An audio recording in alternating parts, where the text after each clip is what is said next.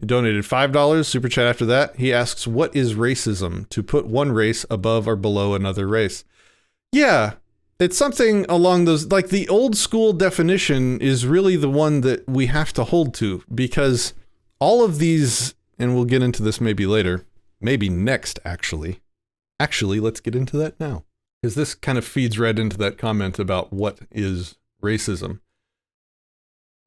They are actively attempting to redefine racism.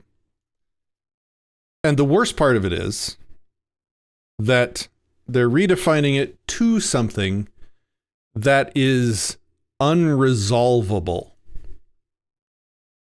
which makes it a manipulation. It makes it designed specifically to feed on people's empathy and to feed on people's desire to be good and not racist assholes, to give them power. It's the sanction of the victim from Atlas Shrugged books. If you've read that, you'll know what I'm talking about. Their power, much like politicians, their power comes from the sanction of the victim. If the politicians can make you believe that they have rightful authority and that you owe taxes, then they get power and they get money. If people like the ones, the guy in the video I'm about to play for you, can make you feel guilty because he's collectivized you into a bunch of dead people that did horrible things that you had nothing to do with and didn't consent to, if he can cause you to feel guilt, if he can convince you that you are an active participant in modern systemic racism, then he has received your sanction. You have sanctioned him. You have granted him now power to demand that you modify your behavior, your life, give him resources, do things that you otherwise wouldn't do. So it is by your sanction that they gain power. That's why it's important to call this stuff out and to reject it and to realize, well, let me play the video and then I'll give you my conclusions. I'm getting ahead of myself. You're beginning to look at what every American needs to know about white supremacy. Where do you begin with something like that? I mean, I think with the show, we understand that we have to actually define the terms for the viewer in ways that we're going to be using them through the episode. So very early in the episode, we define, as Jim was referring to, what white supremacy is and how we see it. I think a lot of people believe white supremacy is just when a white person doesn't like a black person, but that's just prejudice. In America, white supremacy is a system that promotes whiteness and white maleness specifically and white Christian maleness specifically over everyone else. And so we really want to talk about, like, it's blockbusting, it's redlining, but it's also. I'll let him finish in a second because the next part is even more egregious. But racism is now a system of white supremacy and white male supremacy. This is a problem. The description of the problem is not one that you can fix. It's not like I can take his description of the problem called racism based on how he's framed it, go and find that problem and apply a solution to it and remove that problem. It is nebulous and defined only by them, which means that they can move the goalposts around as much and as often as they need to and to whatever degree they need to make sure that that problem maintains its existence so that they can continue to get the sanction of the victims that are giving them the power that they need, the power and resources that they need.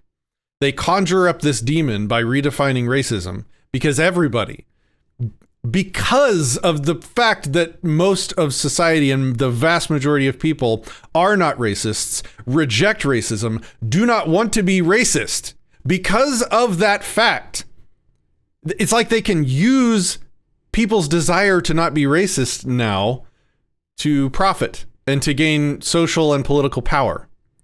And that's pretty effing twisted. Let's continue.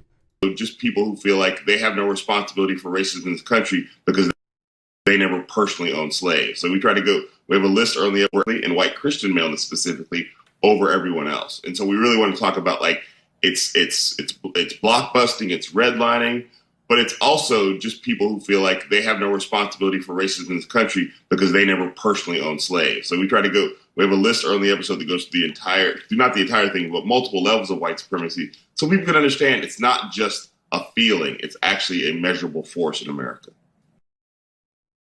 For racism in this country because they never personally owned slaves. So, but it's also just people who feel like they have no responsibility for racism in this country because they never personally owned slaves. So we have a list.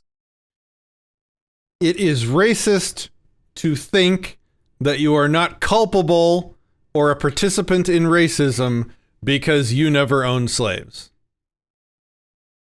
Think about the effect of these words. He's expanding the definition of racist to now include people that sort of are happy about, or not happy. They respond with the fact that they're not racist. They've never owned slaves. They don't support people that do.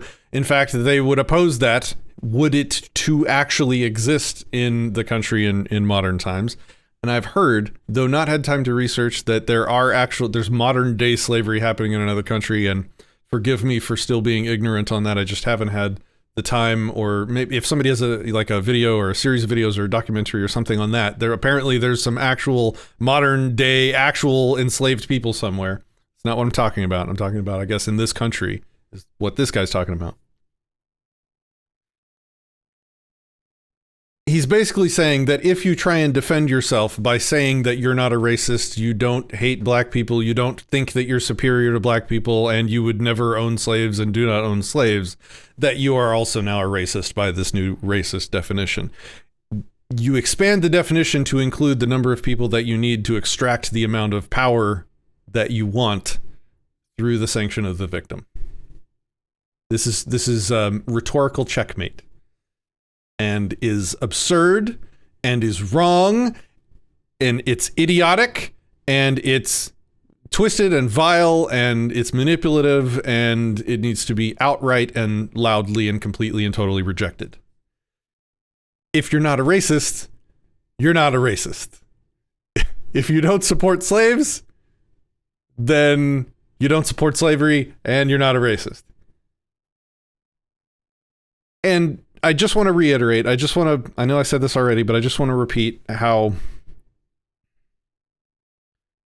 we're basically at a point where, except for the small focused communities where people are actually racist, like that is actually a problem. Those people need to be educated or disassociated from, or, build a wall. No, I'm just kidding. That's an actual thing that you can go and work on. That's a real thing that exists that you could go and have an effect on and find ways to fix or to treat or to improve. But when we talk about these nebulous, they want us to sword fight these farts. I say that a lot, but it's very valid when a lot of the enemies that we're presented with don't exist. They're non-corporeal. They want us to sword fight these farts because us reacting to these farts, engaging with these fictitious enemies empowers them. It sanctions their work, their activism, their, they get donations, they get political favors, they get political power, etc. So this was just a really blatant example of the danger of allowing people to redefine very core words that have, strong emotional meanings to humans. And racism is one that a lot of people suffered and died and were persecuted over. And it's like all of those people paid the price to win the modern negative feeling and understanding around the word racism and the concept of racism and slavery. It's like all of those people suffered so long and so much to get this understanding implanted in most people's minds, rightly so. And now we've got a group of people that are going to pervert that for power and money. That's fucked up. That's not okay. I'm not letting them win on this one.